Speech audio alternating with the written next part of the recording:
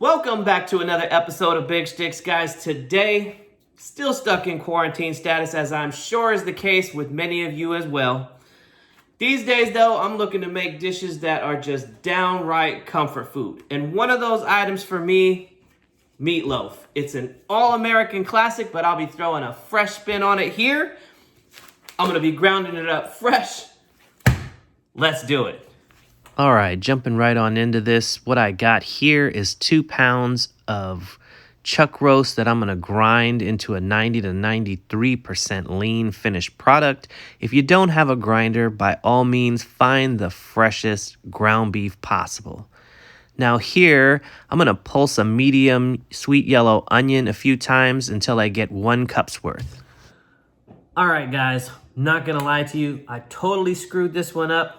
In my haste to put the meatloaf together, because it goes together so fast, I did not realize that I wasn't recording me putting it together. I simply took a picture. I know. So, let me go over with you just what it is that I put inside the meatloaf, and I'll leave the exact amounts in the description below. 2 liquid chickens, 1 medium sweet yellow onion, granulated garlic, Worcestershire sauce, ketchup, salt and pepper, panko breadcrumbs, or any breadcrumb. Last but not least, milk. Very simple ingredients. Oh, almost forgot. An optional item. Parsley flakes. So what needs to happen now is we add all of those ingredients all at once, and we're gonna mix, and then we'll mix some more. We'll split that mixture into half, and we'll make 2 loaves. Each one should weigh about 1.5 pounds each. We're gonna press it down and form the loaf, getting out all the little air pockets. Then we'll start on our second loaf, doing the same process. And hopefully you have a preheated oven at 350, because now it's time to stick them in the oven. Now that they're in the oven, let's adjust our oven timer for 55 minutes, which is perfect for cooking these 2 loaves. Now we'll adjust our thermometer probe to 160 degrees, because once we pull the loaves out, it'll rise to about 165 to 168 degrees, which is perfect. We are now at the 45-minute mark of this cook, and we need to create a finishing sauce. That consists of 1/2 cup of ketchup, 2 teaspoons of red wine vinegar, and 1/4 cup of brown sugar. Let's give it a mix, and we'll keep mixing until it looks like this. Home stretch now, folks. Let's pull those 2 loaves out, and we'll get that sauce that we just made and spread it out on there as evenly as you can. I'm not going to waste any dishes. I'll just use the same fork to spread it out. It doesn't have to be any fancy. Just make it look good. Hopefully it looks like this. Now we'll stick it back in the oven for the final 10 minutes to allow that glaze to set. And here we go. Wow, how perfect is that? I wanted to cook it to 160 and in 55 minutes as I planned. Timer's about to go off.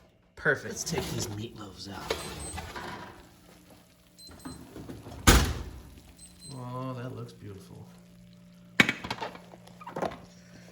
All right, so we're gonna let these bad boys rest for about 10 minutes, and then we'll give them a cut, see what they're all about. Okay, my friends, 10 minutes has elapsed. Let's get these out of the pan. Cut them up, see what we've come up with here.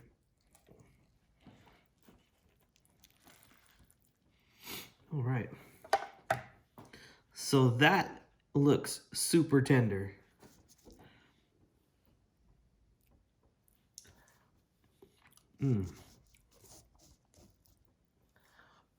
Okay, let me talk to you about this meatloaf.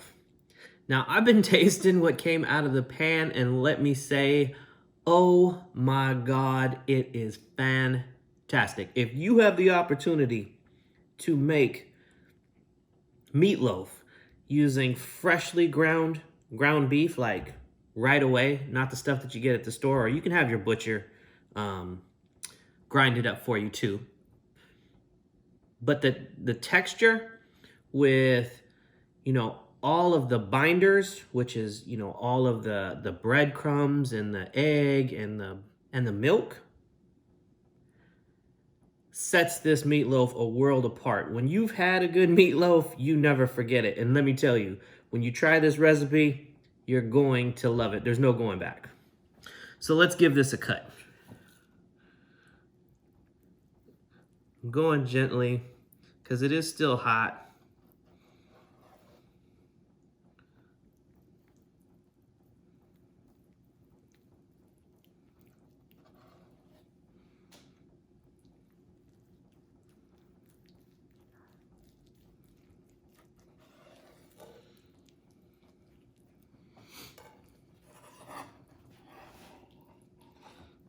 So this meatloaf is so tender, so moist, and so delicious. Let's give it a try. You can see it is super moist.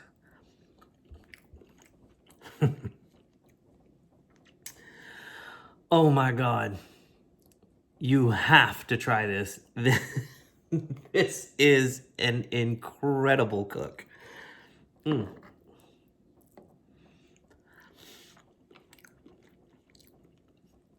Just beautifully soft, not grainy at all.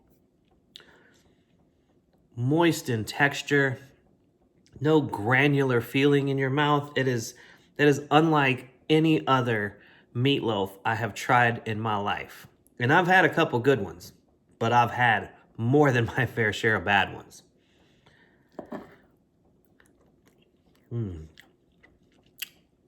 I think it's time to feed the family. What happens if you put mashed potatoes and eat it? I don't know.